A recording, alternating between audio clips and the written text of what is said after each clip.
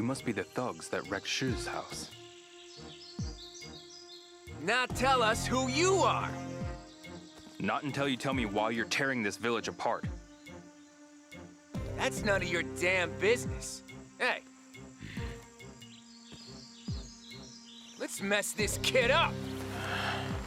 It's always nice to see a respectable classic franchise come back for the right reasons, but it's even nicer to see a worthy continuation of a story that was left on a cliffhanger many years ago. Shenmue 3 is ultimately both of these things, and to be sure to avoid anything in spoiler territory, we'll only be showing footage from the first few hours of gameplay here. The long-awaited third entry in the series attempts to bring the classic franchise out of retirement and put it back on its feet while simultaneously continuing the tale it started nearly 20 years ago on the ill-fated Dreamcast. The series now is easier than ever to get into since the original two games were smartly released in a modern collection last year to prime fans both new and old for the third game's impending release, and I strongly recommend playing through the previous two games before playing Shenmue 3, as the third installment largely operates under the assumption that you are very familiar with the story.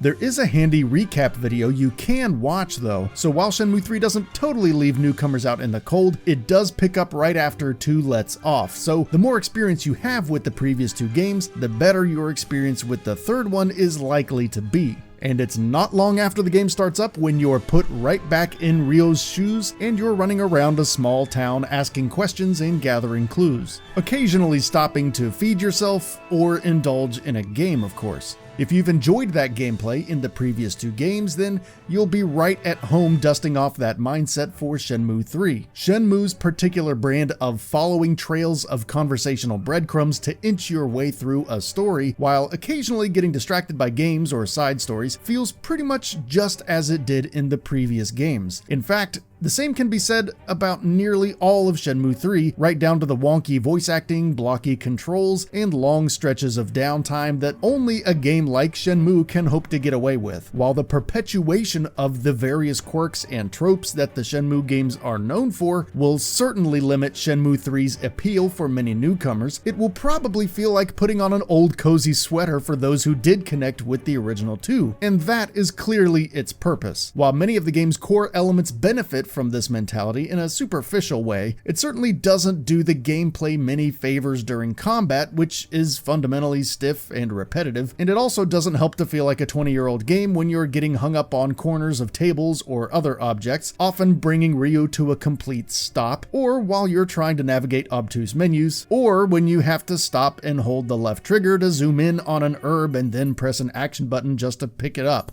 And why exactly does R1 have to be the inventory button? Why? So while it's hard to totally let the game off the hook for some of these outdated oddities, it's also impossible to not have at least some respect for such a deliberate devotion to continuity. Modern expectations be damned. Ultimately, how much these things bother you will largely depend on your personal attachment to the series and what you expect from it in 2019. As a Shenmue fan myself, once the nostalgia wore off, I personally found that most of these quirks felt mildly bothersome to straight up annoying at their worst, but nothing ruined my fun of being back in the world of Shenmue. But at the same time, it does create a ceiling for itself in a way by not embracing many of the modern ingredients that open world games of today include to help everything go down smoother. Perhaps the biggest overhaul from the previous two games is expectedly in the graphics and overall visual presentation, which admittedly did turn out nicely. This is an area where Shenmue 3 could not afford to passively lean on the previous two games quite so heavily, and thankfully for the most part, Shenmue 3 is notably a huge step up from its predecessors.